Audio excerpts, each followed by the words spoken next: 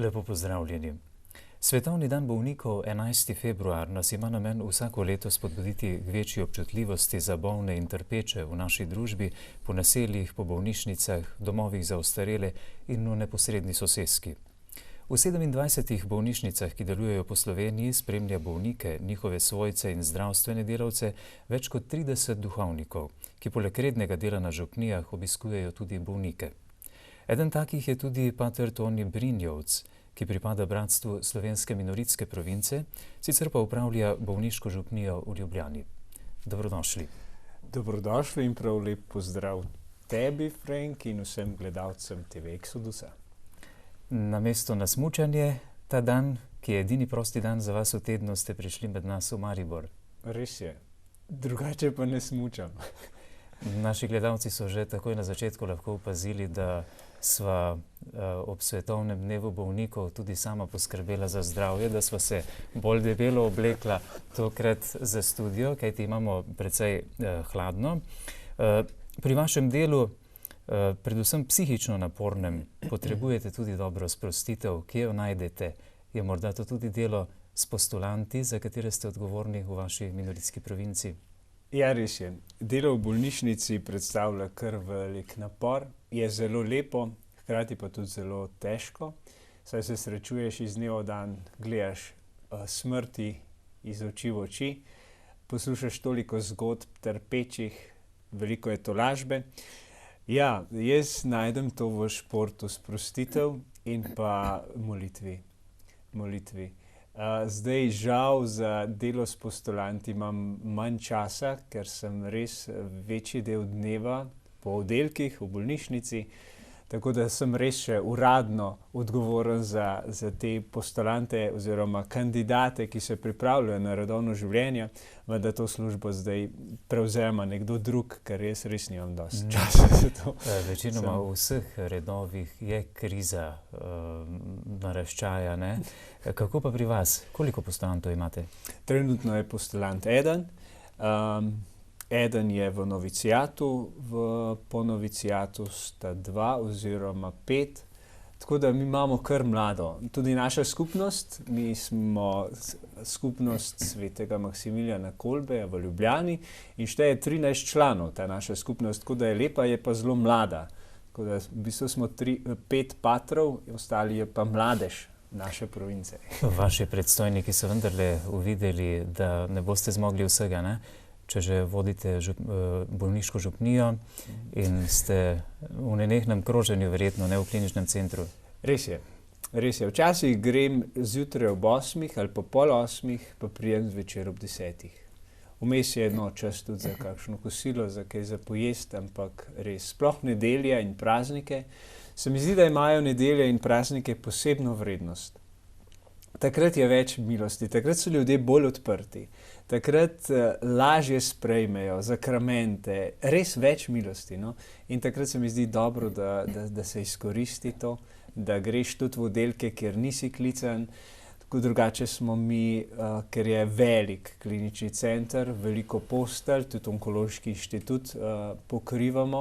Sva zdaj 2 duhovnika, ki oskrbujeva klinični center in onkološki inštitut, gospod Miro Šlibar, ki je ustanovitelj bolniške župnije in je tam dejavn že 26 let, tako da ima bogate izkušnje. In jaz, ki sem lani avgusta prišel na to mesto kot tisti mlad, ki se pa zdaj uvaja, oziroma sem kar nekako padel noter. Ki ste bili predlani novomašnik, ne? Leta 2010.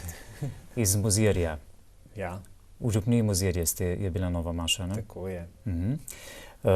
Dajva za začetek nekaj na splošno o zdravju. Obvladovanje in promocija zdravja je temeljni cilj sodobne medicine. Kako pa Cerkev pojmuje zdravje? Kakšen je teološki pogled na zdravje in kako uspešno Cerkev sledi temu cilju pri svojem pastoralnem delu? Ja, jaz mislim, da je zdravje ena temeljnih vrednot človeka. Človek kot telesno bitje mora poskrbeti, se mi zdi čisto tako, čisto iz enega etičnega vidika, je treba tudi poskrbeti za to, da ohranjaš to zdravje. Se pravi, da se dokaj normalno prehranjuje, skrbi za gibanje, to, kar te ohranja v eni kondiciji. Ni pa zdravje pojmovano samo telesno. To je skupek vseh stvari. In se mi zdi, da se vedno znova ali pa ponovno pogleda na človeka in fajn je to, da se na človeka pogleda kot celoto. Se pravi, da je zdravje ni pojmovano kot samo odsotnost bolezni, ampak da je zdravje skupek enih stvari, tako telesnega zdravja, kot duševnega in duhovnega zdravja. In tukaj pri duhovnem zdravju, če že govorimo o tem, je en bolniški duhovnik lahko zelo koristen v tem procesu zdravljenja tudi telesa in duše. Tako da cerkev in kot taka spodbuja ljudi k skrbi za zdravje. Ja, tako, skrbi za zdravje, tako da jaz v tem vidim, ja. Danes je v ospredju vse bolj skrb za človekovo telo, ki nadomesti tudi pomen njegove duševne in duhovne razsežnosti, ki jo omenjate. Kako velik je po vašem ta problem? Recimo, zdaj, ko delam v bolnici, tega problema ne čutim. Edino to, da je recimo se srečujem s tem, da ljudem predstavlja zdravje najvišjo vrednoto. Ampak bolj ko sem navzoč v bolnišnici, v stiku z ljudmi, vidim, da ni zdravje najvišja, ne sme biti, ne more biti zdravje najvišja vrednota. Ker potem, če ti zboliš, enostavno te vrednote nimaš več in si brez vrednot. Če je recimo neka višja, neka presežna vrednota postavljena na prvo mesto, ali vera, ali bomo rekli Jezus Kristus, Bog, ali pa kaj višjega, potem je dosti lažje sprejeti bolezen. Če pa res zdravje, tista najvišja vrednota, se ti pa potem vse zruši. Tako da ja, to ugotavljam, no, sploh zdaj. Zanimivo, da so že 3000 let pred sodobno medicino, psihologijo in antropologijo že vedeli, da duševno trpljenje pripelje tudi do telesne bolezni. Kaj menite, bi človek moral še upoštevati, da bi se, kolikor se da, lahko izognil telesni bolezni? Ja, dosti je teh bolezni, ki so čist pogojene s se pravi psihosomatskih, se pravi, da določene življenjske situacije, življenjski načini, drže, povzročijo kakšno spremembo čist na telesu. Zato sem že prej naslavljal, da je zdravje en skupek enih stvari, enih odnosov, duševnega, duhovnega in telesnega. Pravi, če živiš tudi, živiš telesno, duševno in tudi duhovno. Se mi zdi, da če človek sebe doživlja in živi kot celota, potem je manj možnosti tudi, da se na telesu pozna kakšna duševno stanje. Se pravi, to pa je eni normalni odnosi, ena svoboda, tudi izraženje, da izrazi to, kar doživlja. Zdaj, tukaj je lahko ena skupina ali pa ena skupnost zelo močno, ravno v tem, da človek izrazi to, kar doživlja, da izrazi, da se prečiščuje in v končni fazi se tudi stopi na eno pot lastne odrešenosti. To pa znotraj poklicanosti. Vsak na svoj način, vsak v svojem poklicu. Lani, mislim, da je potekal nekje na vzhodu, veliki kongres zdravnikov, mislim, da celo dermatologov, kjer je neki znanstvenik zdravnikom dokazal, da je stres povzročitelj najtežjih bolezni. Ja, se strinjam. Koliko je zdaj tudi v bolnišnicah pregorelosti, koliko je psihičnih bolezni zaradi preobremenitve ponavljajočih se stresov. Ne. Stres je zagotovo eden od tistih elementov, ki človeka pahne v bolezen oziroma odsotnost tistega blagostanja. Ne. Verjetno tudi vi srečujete bolnike, ki so v bolnišnici iz neznanih razlogov, morda ni bilo pravega razloga, da je prišlo do kapi ali česa podobnega. Ja. Pol povejo, ne. Aha, večkrat mi kdo reče, pa ni nujno, da je tudi veren, reče, to je bila Božja previdnost, Božja roka, da me je ustavila, ker sem preveč divjala. Prejšnji teden je gospa to rekla, ker sem preveč divjala, preveč pod stresom, to sem bila non-stop v službi, tretjo, in zdaj sem zlomila hrbtenico, da sem se ustavila. Šele zdaj sem začela počasi dojemati, kdo jaz sem, kaj jaz doživljam. Ne. Ljudje nismo stroji, ne? Res je. Ko pa človek že zboli in trpi, je tu posebej na mestu razmišljanje o človeškem trpljenju. Znamenje česa je trpljenje? Vprašanje trpljenja ostaja vprašanje, ni odgovora na trpljenje. In s tem se srečujem in s tem tudi operiram. No. Ker zelo veliko ljudi, ko zboli in začne tudi znotraj bolezni trpeti, se začne spraševati, zakaj ravno me jaz, zakaj je zdaj trpljenje? In ne pridemo do odgovora. In mislim, da je to tista skrivnost, ki mora ostati tudi skrivnost. Pa vendar ima filozofija, denimo, svoj pogled na trpljenje. Kakšen je njen pogled najprej, preden morda razložite teološki pogled na trpljenje? Ne vem, ne poznam te filozofije, ali pa da bi tako... recimo je veljalo, da je trpljenje, ne vem, posledica nečesa. Tudi je bila v Svetem pismu, recimo, je bilo, da je trpljenje posledica greha, nekih nerazčiščenih stvari, ali ne vem, pač kot ena kazen. Ne. Da spreobrača, očiščuje, tudi postavlja novo lestvico vrednot. No, mislim, to pa je njena posledica. To pa je njena posledica. Zagotovo je pa lahko to kot tisti vzrok tega, ne. Ne moramo pa iskati tukaj vzrokov za trpljenje ali ga celo razložiti, ker se ga ne da. In tam obstaneš brez besed. In lahko, kar se mi zdi pa, da lahko en bolniški duhovnik pa zelo pripomore, da se da temu trpljenju smisel. To, kar smo prej, kar ste rekli, ne. Pravi, da dobi en pomen trpljenje, en smisel. Ne. Trpljenje samo po sebi. Hočete reči, da le v veri lahko človek nekako mimo razuma razume? Ni nujno, ni vedno nujno. Lahko tudi je čist neveren človek, pa bo lahko dal smisel temu trpljenju. Ne? Sploh pa mi, ki smo verni, imamo pa še toliko večji privilegij. Še toliko večji privilegij. Sej trpljenje samo po sebi ni odrešujoče. Zdaj bom malo zafilozofiral tole, čeprav to zelo čudno gledal. Sej Kristus nas ni odrešil samo s trpljenjem, ampak z ljubeznijo, s katero je on trpel. Koliko ljudi še, bomo rekli, lahko še bolj trpelo s Kristusom, pa niso nič naredili. Ne? Ali pa koliko, pomembno je to, s kakšnim odnosom jaz trpim in koliko je tam noter ljubezni. Ne? In to se mi zdi vedno znova, da se ljudem tudi to odpre.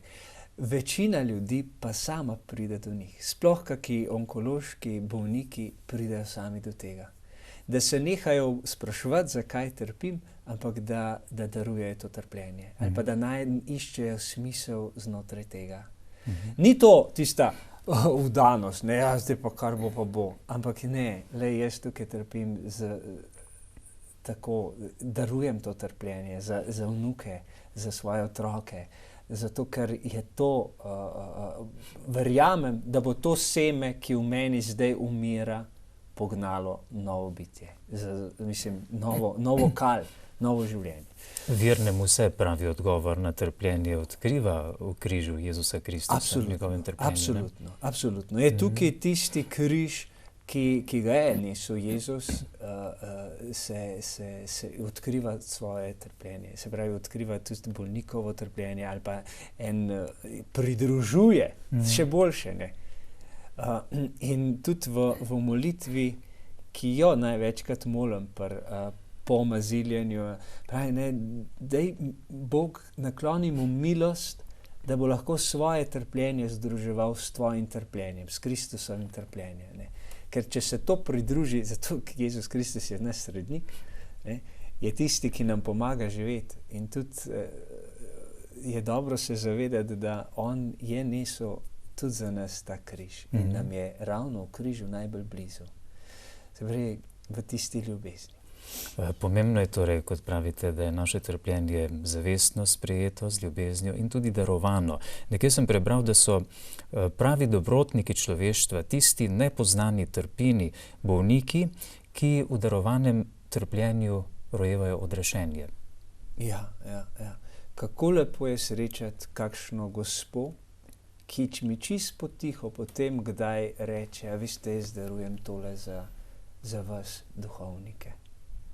In je ta obraz prežet z milino, pa ni trpeč, ampak je lep obraz, zato ker je to trpljenje darovano. Ali pa darovano za kakšno družino in tako naprej. Ne. Je lažje trpeti, če zavestno sprejmeš in daruješ za nekaj, ne? Verjetno? Ja, absolutno. Sploh pa to zdaj me kar nekako malo zbode, to zavestno, pa ne vem zakaj, se mi ne sliši tako, ker je tudi to, da jaz sprejmem trpljenje je dar in ga osmislim. Tudi to je dar, za katerega pa lahko molim. Za dar lahko molim. Ni pa to, da mi jaz zdaj pa kar se odločil, pa rekel, zdaj pa jaz bolezen sprejel. Ne gre, to je proces. Tudi to je dar, da je lahko jaz sprejmem bolezen in ji dam smisel. Tudi to je dar. Dolžnost cerkve je, kot pove sedanji papež, da odgovarja na sodobna vprašanja smisla življenja, smrti in trpljenja v luči krščanske teologije. Koliko se vam zdi cerkev danes pri tem dovolj vidna, uspešna, tudi ko se srečujete sedaj z bolniki v bolnišnici, koliko so odprti, ko se zgodi trpljenje, za razumevanje nekega smisla? Se človek takrat večinoma odpre ali se tudi lahko oddalji, da bi iskal resnico? Oboje. In tukaj si jaz tudi sam kot tak, sem se že skoraj nehal postavljati vprašanje. Ker imaš dva človeka, za katere se ti zdi, da sta oba verna, oba recimo izpolnjujete te zapovedi in hodite k maši, pa bo ta čisto drugače odreagirala. Nekdo bo sprejel trpljenje kot dar in rekel, lej, to je pač me doletelo. Potem boš pa drugega, podobna zgodba, pa bo drugi jemal to kot prekletstvo. In se bo celo oddaljil od Boga. Kaj je to, ne vem odgovora. Je to, kot sem že prej malo nakazal, je to tista stvar, ki je kot dar, tako da tudi bolezen kot tako, je dar, kako sprejeti. Zelo, kar se mi zdi, kar zdaj ugotavljam, kako pomembna je molitev svojcev za bolnika. Da se čim več ljudi vključi v to molitev. Imam primere, ko ljudje niso bili sposobni sprejeti, pa kaj šele sprejeti vera ali pa duhovnika. Pa sem spodbujal svojce, dajmo moliti. In se je molilo, da se je ustvarilo eno tako ozračje, molitveno ozračje, in potem so ljudje res sprejeli.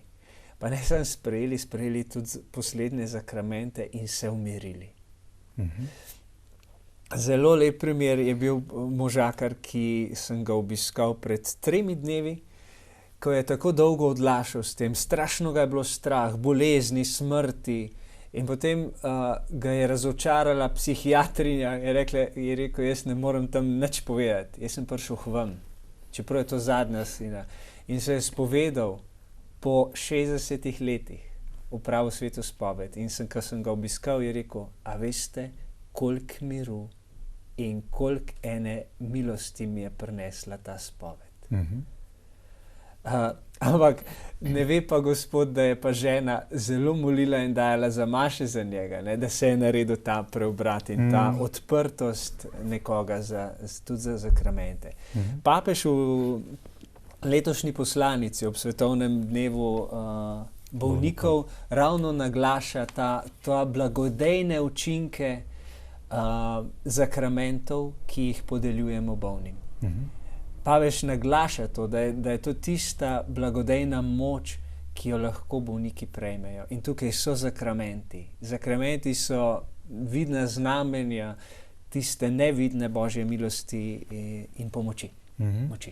Po zakramentih cerkve, podeljenih po duhovniku, Kristus bolnikom odpira pot ozdravljenja, je mislim, da zapisal papež. Kako osebno doživljate pomen te duhovne oskrbe v procesu zdravljenja bolnika? Včasih je dovolj že samo to, da te vidijo. Samo tvoja navzočnost in tvoje uho. Ne pravi, da prisluhneš. Ne? Veliko sem srečal ljudi, ki so rekli, pa niso verni, pridite na obisk, ker se je z vami lepo pogovarjati. Vaša navzočnost že na oddelku mi dost pomeni. Je rekel en mlajši fant za Božič, ko sem pozdravil, v enem oddelku sem šel vsako sobo in zaželel Božič in tako, blagoslovljen Božič. Je rekel, sedaj pa vem, da je Božič in je moje srce veselo, zato ko sem videl duhovnika na Božič. To je za mene Božič, pa ni vera. Včasih to. Še več je pa teh pričevanj ali pa teh ganjenosti ob tem, ko so ljudje sprejeli zakramente. Ni lepšega kot videti srečen in od sreče objokan obraz žene ali pa tudi moža, ko prejme obhajilo na bolniški postelji. In kako hrepeneče sprejemajo obhajilo. Jaz sem bila vsak dan pri maši, ali pa vsako nedeljo sem bil pri maši. Zdaj pa že 14 dni tle bolehan. A veste, koliko meni to pomeni? Pravi, obhajilo, to je res zelo velika milost in podpora v procesu zdravljenja. Sploh pa zakrament, papež sedaj v tej poslanici omenja 3 zakramente. Se pravi, sveto spoved, sveto bolniško maziljenje in obhajilo. Tudi spoved, ko sem že prej rekel, nekako doprinese k eni umiritvi. Sploh, ko se človek izpove. Ko se sreča s svojo boleznijo, začne razmišljati, kdo sem, kaj sem naredil v življenju. In takrat pridejo marsikakšne stvari ven. Pravi, in spomini in to. In je spoved zelo blagodejen zakrament. Sicer pa spoved ni samo to, da so mi zbrisani grehi, ampak mi je podeljena milost. Milost je pa nekaj, kar moji duši dobro dene. In je to tisto, kar daje. In pa zakrament bolniškega maziljenja je zakrament ozdravljenja. Mi mazilimo zato, da bi ta bolnik ozdravel. Se podeljuje tudi tik pred smrtjo, da je to tista popotnica v večno življenje, ki je predvsem namenjen tistim, da bi ozdraveli. In so to ti 3 zakramenti, ki se tudi največkrat podeljujejo v bolnišnicah. Cerkev uči, da je sveta spoved zakrament temeljnega ozdravljenja. Pomeni, če bi človek prejel bolniško maziljenje, pa je ostal vendarle v grehu, da ni opravil svete spovedi, se ni kesal, da bi mu bili grehi odpuščeni, potem tudi bi težko ozdravel. Ja. Bistvena, prvi korak torej je sveta spoved, kesanje, obžalovanje, zakramentalna odveza in potem bolniško maziljenje. Tako. Zelo dobro. Ja, drugače pa je recimo pri bolnikih, ki se težko oziroma ne morejo spovedati. Potem pa je tukaj na mestu bolniško maziljenje. Moramo pa vedeti, da tudi bolniško maziljenje vsebuje odpuščanje grehov. Zato ne more bolniškega pri tistih, ki se maziljenja- sicer ne bi Tako, mogli izpovedati. Tako. To so recimo ljudje, ki ali ne morejo več govoriti, sicer so še pri zavesti, ali pa tisti, ki so v nezavesti, v komi, umetni komi, tisti. Jaz vedno tudi se pogovarjam s temi ljudmi in tudi namesto njih in za njih zmolim kesanje. To sem se še pa naučil še preden sem bil duhovnik in preden sem bil bolniški duhovnik, ker ti ljudje je možno, da tudi te besede slišijo. Tudi če so umetni komi, tudi če so nezavestni oziroma če ne dajejo vtisa, da so pri zavesti oziroma da sodelujejo. Jaz zmeraj rečem, Gospod, jaz sem bolniški duhovnik, prišel sem, da bova molila in zmolim kesanje in dam tudi odvezo.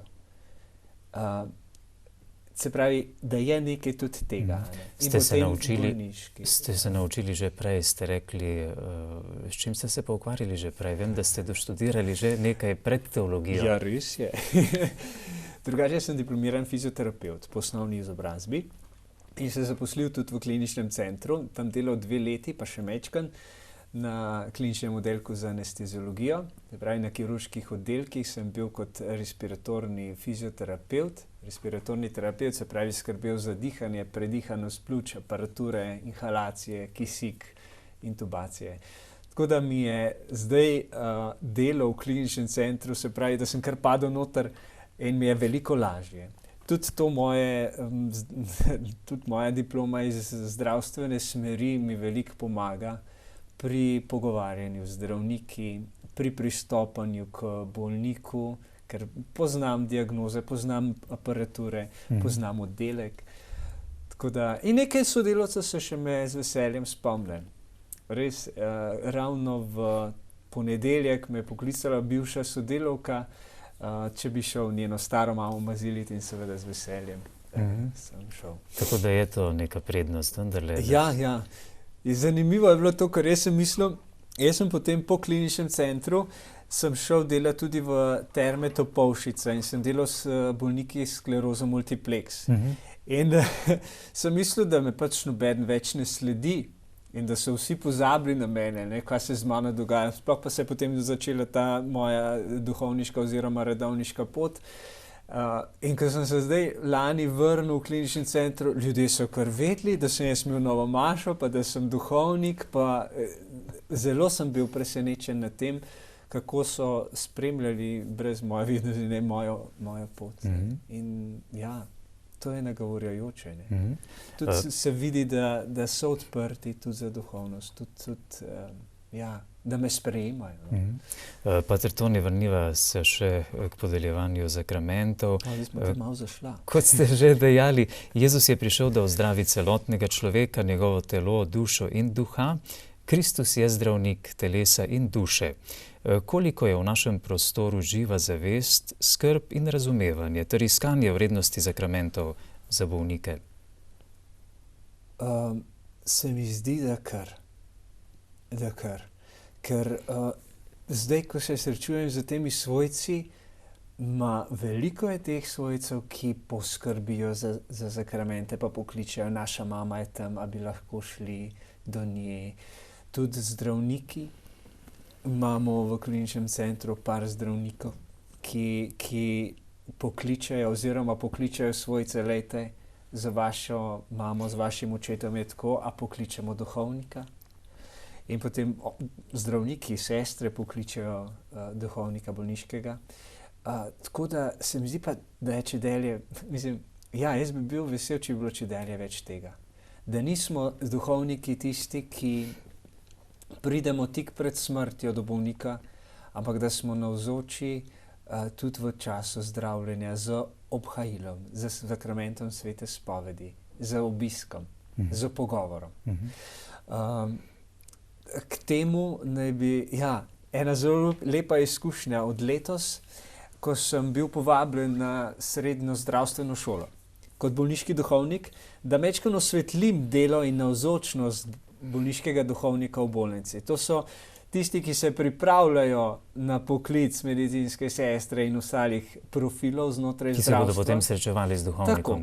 v bolnišnici. Da že znotraj srednje šole, da zvejo, da razširijo navzorja, da ne bodo rekli tako, kot mi zdaj že rekla, kaj pa vi čarate. In razložim zakramente, kaj delajo, da ni to ena tabu, da ni to strašno, ne, da mi je bliže. In da jih tudi povabim, lejte, če boste videli, vprašajte bolnika, če želite duhovnika, pokličemo vam tudi to, da je to na voljo. Ste že doživeli tudi kaj posebnega, ko ste nekomu podelili denimo sakrament bolniškega maziljenja? Za svetospoved ste že prej povedali, da je človek po 60 letih se spovedal. Kaj pa pri podeljevanju sakramenta maziljenja? Slišal sem že tudi kdaj od duhovnika, da imajo ljudje tudi kakšne vidne reakcije, denimo, da prej se niso odzivali, ko so pa prijeli ta sakrament, pa so denimo obrnili glavo ali pokazali neko hvaležnost in tako. Res je, tega je kar veliko, tako da imamo premalo časa, da bi vse. Mogoče glih to, je bila dvakrat so me klicali, ker so mislili, da bo gospod umrl, nezavesten sem prišel, svojci so bili okrog postelje, smo molili, podelil sem mu bolniško maziljenje in ko sem dal blagoslov, je on odprl oči. Tega pogleda ne bom pozabil nikoli. In vsi svojci so od tiste sreče začeli jokati. Jokati. Tako jih je ganilo, ker je po tem sakramentu bil prej 2 dni v komi, po sakramentu odprl oči, pogledal vse svojce in potem kmalu tudi umrl. Ampak ta pogled je bil odrešilen tudi za svojce. In to je pomembno znamenje Božje, ne? Tudi ja, se mi zdi, da ja. Ni naključje. In to se večkrat zgodi. A ne, tudi pride, tudi svojcem večkrat rečejo, ne, ja, prej pa ni z nobenim sodeloval, zdaj, ko ste pa vi prišli, je pa kar nek pogled bil, pa kar en odziv. Ja, to se večkrat zgodi. V bolniški sobi je običajno več bolnikov skupaj na posteljah. Kako pa drugi sprejemajo, ko obiščete koga? Pridete do vsakega ali kako je to? Ne, mi smo v kliničnem centru, ker je preveliko število bolnikov, smo na klic. Se pravi, če sestra, zdravnik pokliče ali svojce ali pa tudi sami bolniki. So oddelki, kjer grem recimo vsako sobo enkrat na teden, ampak je nemogoče, da bi vse, ker jih je preveč. Ne? V teh odzivih bolnikov, tistih, ki so pa v sobi, so pa zelo različni, od tega, da so me že skoraj ven nagnali, ne? Da kdaj že neham s tem, pa naj se spravim, do tega, da so zelo veseli. In večkrat se zgodi, da ko pridem k enemu bolniku, še tudi drugi prosi za sakrament. Ne, da je to ena taka verižna reakcija. Ja. Kakšne so pravice bolnika? Vemo, da obstaja nek pravilnik, ki ga je izdalo Ministrstvo za zdravje na osnovi zakona o verski svobodi in pravici, ki jo imajo pacienti. Kakšne so pravice bolnika? Bolnik ima pravico do duhovne oskrbe. Poleg te telesne in medicinske, tudi duhovne oskrbe. In to recimo je v kliničnem centru zelo dobro poskrbljeno. Mi dva duhovnika, ki delava, mi imamo dostop do vseh bolnikov. Tudi do tistih oddelkov, ki so recimo zaprti ali so obiski omejeni, kadarkoli, 24 ur. Tudi mi dva sva na voljo 24 ur na dan. Smo že bila tudi klicana ob 11, ob 3, ob pol 6 zjutraj. Ne? In kadarkoli nas pokličejo, greva. In tudi kadarkoli nas naj spustijo k bolniku. Torej bolnik ali svojci lahko kadarkoli pokličejo. Pri tem pomaga tudi medicinsko osebje, zdravniki, medicinske sestre. Nekateri ljudje trdijo, da medicina postaja preveč neosebna in da ljudi kar sili v bolezen. Zelo pomemben je odnos osebja do bolnikov. Kaj se zgodi, ko ravnanje zdravstvenega osebja ni dovolj tenkočutno do bolnika? Kaj vam povedo bolniki? Se vam kaj potožijo? Ja, se potožijo. In je duhovnik pol tisti, ki mečkam tole blaži. ker pride in ga upošteva kot osebo. Res je, da večinoma osebja ni samo krivo za ta odnos, ker je sam sistem zdravstva takšen, da te sili v to, da bolnike čim več jih narediš, da imaš toliko dela, da je premalo osebja, in ne moreš vzpostaviti. Se najde kakšne svetle izjeme, ki grejo čez ta sistem in pristopajo k bolniku, in te sestre zelo hitro ljudje začutijo, in od njih tudi veliko črpajo, se jim dobro dela. Zato bi se jaz želel, da bi bilo še več nas duhovnikov kot tiste, ki bi imeli oseben odnos. Kako pristopate k bolniku s hudo boleznijo, ki je življenjsko ogrožen? Ali so ti bolniki zmeraj tudi pravočasno seznanjeni s svojim resnim stanjem strani zdravnikov? Ali ste vi kdaj tisti, ki morate povedati resnico bolniku o njegovem zdravstvenem stanju? Tega primera, kar ste zadnji omenili, še nisem imel, da bi jaz povedal. Tudi se mi zdi, da nisem jaz tisti, ki bi lahko to rekel, ker tudi ne vem. Res, da se z določenimi z zdravniki pogovarjam o teh stvarih, ampak načeloma ne. Kako pristopam? Zelo naravno, čim bolj naravno. Tle se mi zdi, da te bolnik najbolj pogrunta, če si narejen. In tole je pristnost zelo na mestu. In moraš biti pristen. Ker, ne zdrži, ker je to ker je bolezen, ker je trpljenje. In tukaj z nekimi lepimi besedami, ki bi bile samo tolažba in neka fraza, ne prideš daleč. Pa tudi sicer je bolnik, ki je ločen od doma in svojcev, običajno poln strahu, skrbi za svojo bolezen. Zato je verjetno tudi sprostitev in razvedrilo za bolnika lahko nekaj neprecenljivega. Nič ni verjetno bolj škodljivo, kot da se bolnik nenehno ukvarja le s svojim zdravjem in boleznijo, ne? Ja, absolutno. Zdaj, kakšne vrste sprostitve, mogoče je že kar pogovor. Zdaj, v mislih imam eno mlajšo gospo, ki zboleva za rakom. Z njo sem se hodil samo pogovarjati. In smo se pogovarjala o bilo čem, ne samo o bolezni.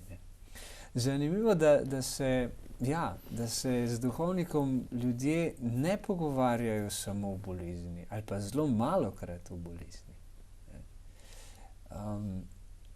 Kar je pri tem, zdaj se bom še dotaknil ene stvari, kako sem tudi jaz zdajle po teh mesecih, ko sem v bolnišnici tudi nekako zastavil, tudi delo s svojci. Včasih imajo z sprejemanjem bolezni svojci več problemov kot sam bolnik. In je to tista odprtost, ko ste jo prej omenili. Jaz tukaj vidim zelo široko področje delovanja, tudi pastorale in tudi pomoči. Ko se svojc sreča z boleznijo svojega bližnjega, se tudi začne sam spraševati, kje sem, kaj sem, in takrat so ljudje zelo odprti. In ne samo odprti, tudi ranljivi in dojemljivi za presežno in duhovno. In jaz kar dosti spremljam te svojce oziroma ponudim pomoč kot spremljanje tudi za svojce. Ne le v bolnišnicah, tudi v domovih za ostarele, v raznih naseljih in soseskah. Ni največji problem, da ne bi bilo poskrbljeno v materialnem smislu za bolne, trpeče, ampak je velik problem osamljenost, vse bolj ugotavljajo. Koliko so dejavne različne skupine in oblike pastoralnih subjektov po župnijah, škofijah in nasploh v cerkvi, in koliko je v njihove načrte vključeno redno obiskovanje osamljenih in prizadetih? Koliko se jih trudimo vključiti v občestvo? Tukaj ne vem čisto takega konkretnega odgovora. Je res, da obstajajo prostovoljci znotraj Kliničnega centra in znotraj Onkološkega inštituta. So pa tudi prostovoljci, ki so res požrtvovalni in so tisti, ki pripeljejo recimo bolnika k sveti maši, ki jih spremljajo, ki grejo po oddelkih in iščejo te ljudi, ki bi želeli iti k maši. Jaz vidim v tem zelo veliko možnost tudi tega prostovoljstva in vključevanja takšnih tovrstnih skupin, ko ste jih našteli. Res pa je, da je še to dosti v povojih in se razvija tudi to prostovoljstvo. Ne more pa zdaj kar vsak kdo iti na oddelek, ker je le to bolj, če pa ima eno, ne vem, da je to uradno prostovoljc, pa ga spustijo tudi na oddelek. Bolniški duhovniki imate zdravstveno ustanovo sklenjeno pogodbo o zaposlitvi za polni ali skrajšani delovni čas. Finančna sredstva za organizacijo verske duhovne oskrbe tako zagotavlja zdravstvena ustanova v skladu z zakonom, ki ureja versko svobodo. Zelo pomembna je pri vašem delu gotovo čim boljša povezanost z zdravstvenimi delavci. Vas zaradi tega, ker ste pravzaprav zaposleni v ustanovi, na nek način kaj lažje sprejemajo ali pa bolj normalno? Tukaj vas bom mogel popraviti. Mi nismo zaposleni. Niste zaposleni? Ne. Nismo zaposleni in ta zakon, ta trditev ne drži. Mi dva, noben od naju, ne gospod Miro in ne jaz, nisva zaposlena preko kliničnega centra, ne preko Ministrstva za zdravstvo. Je neka interna pogodba znotraj kliničnega centra, ki da kot nekšen prispevek in dar zelo malo za to oskrbo. Ampak to je individualna, čist posebna pogodba, ki je samo dobra volja kliničnega centra kot ustanove. Ne pa kot celota, tako da nismo mi zaposleni. In to se je pojavilo v medijih, ja, da smo mi kot zaposleni, kot v vojski zaposleni, kot v vojski in da dobivamo plačo, od tega ni nič res. Tako da tukaj jaz vidim v tem še večjo prednost, ker nismo v sistemu, smo od zunaj in mogoče še bolj svobodno delujemo, kot bi sicer. Vzgoja in izobraževanje sta najboljša temelja za preventivo bolezni in promocijo zdravja. Koliko so danes mladi, pa tudi sicer tisti, ki se izobražujejo za delo v zdravstvu, v svojih vzgojno-izobraževalnih procesih in programih seznanjeni z naravnimi pogledi na bolezen, smrt, spoštovanje, nedotakljivost človeškega življenja? Verjetno tudi mlajši pacienti drugače sprejemajo dogajanje okoli svoje bolezni, kot je to pri starejših, ne? Ja, dosti logična stvar. To, kar sem že rekel, ne, v te srednje zdravstvene šole imajo predmet etika in morala oziroma etika in družba, ali kako se že imenuje, no, in sem že rekel, tudi jaz kot bolniški duhovnik sodelujem z njimi. Je pa znotraj bolniške župnije tudi skupina študentov medicine, ki se srečuje enkrat tedensko pri molitvi in enkrat tedensko kot skupina. In se pogovarjamo o etičnih vprašanjih, sploh ta bioetična vprašanja so zelo aktualna za študenta medicine, ki je veren in se srečuje in slej ko prej se bo srečeval z temi vprašanji na oddelku ali pa pri svojem poklicu. V drugi polovici januarja letos ste imeli v Ljubljani srečanje Slovenski bolniški duhovniki. Čemu so namenjena taka srečanja in kako je to srečanje potekalo letos? Kako nasplošno ocenjujejo bolniški duhovniki svojo sprejetost po bolnišnicah in ali lahko nemoteno opravljajo svoje poslanstvo? Zaenkrat ni s tem problemov. So sprejeti to. Drugače pa kaj je namen teh srečanj? Ravno ta, da se pridemo skupaj, si izmenjamo izkušnje, si izmenjamo kakšne stvari, ki jih pridobimo pri tem delu z bolniki. So to zelo prosti pogovori ali je to? Ja, tudi prosti pogovor državno. Letos pa je bilo srečanje namenjeno ravno etičnim vprašanjem, etičnim vprašanjem, s katerimi se srečujemo kot bolniški duhovniki. Gost je bil moralni teolog, pater dr. Tadej Strehovec, ki je osvetlil nekatera etična področja, sploh področje evtanazije. To je majčkeno bolj osvetljiv, kaj pomeni, kako to z etičnega vidika. Že ste omenili, da bolniško osebje sodeluje z vami, pomaga tudi bolnikom. Kako še bolnik ali pa svojci lahko pridejo do vas, z vami nekako v kontakt, z vašo bolniško župnijo? Telefonska številka. Ki jo najdejo?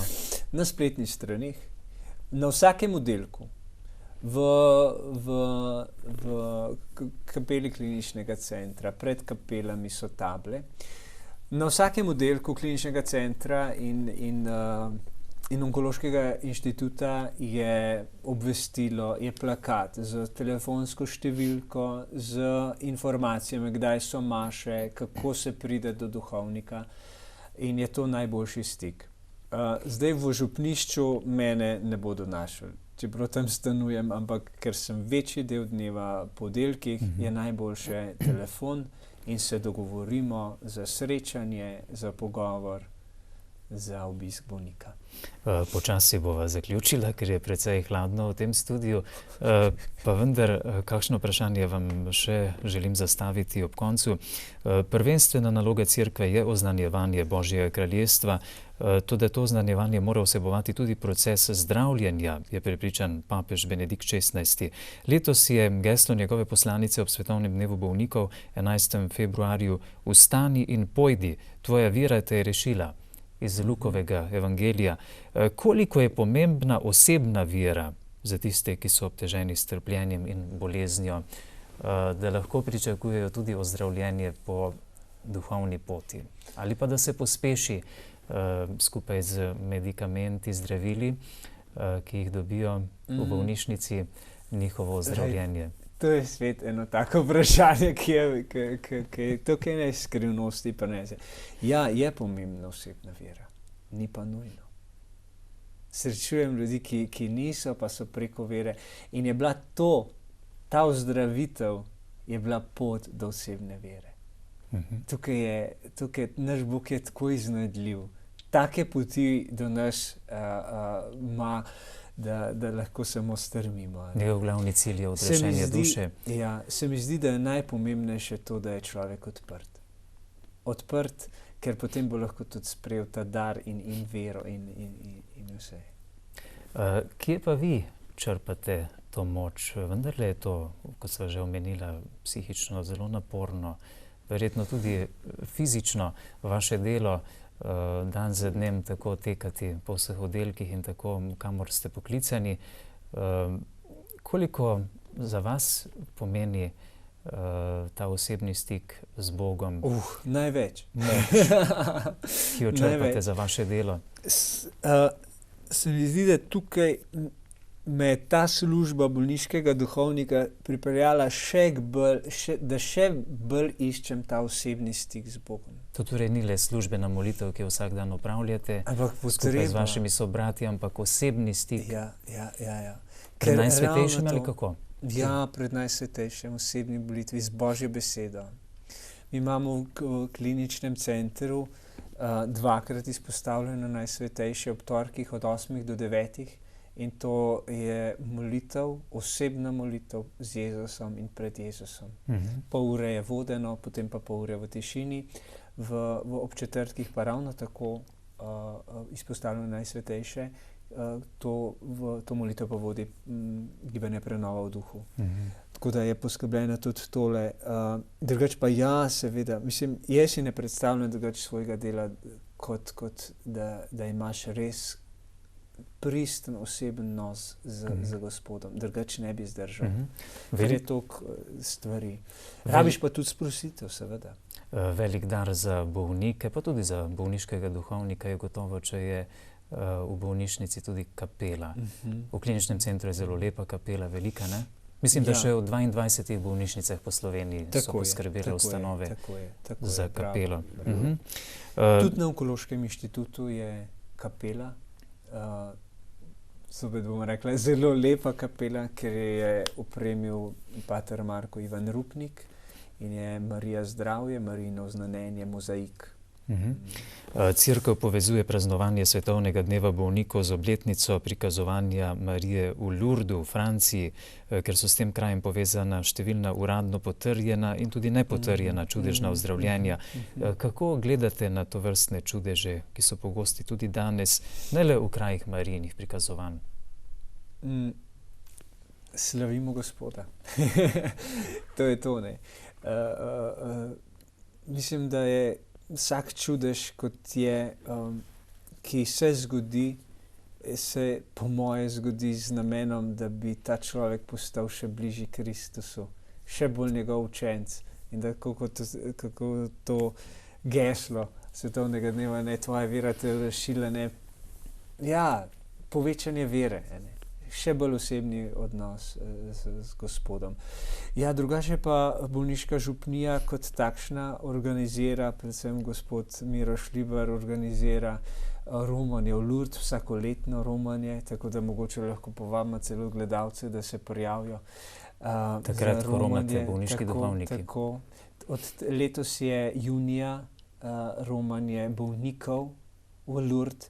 Gre se z italijansko skupino Unitalsi, ki tudi prav tako organizira romanje z vlakom.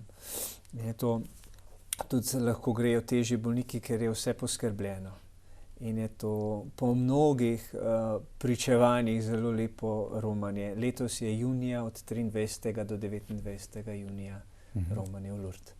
Za vas je zelo značilno, da ste zmeraj dobre volje, veseli, razpoloženi. Skratka, izgledate zelo srečen človek. Jaz sem. Ste srečni? Ja. V tem poslanstvu? Ja. Je to še poseben poklic znotraj duhovniškega poklica, da ste bolniški duhovnik?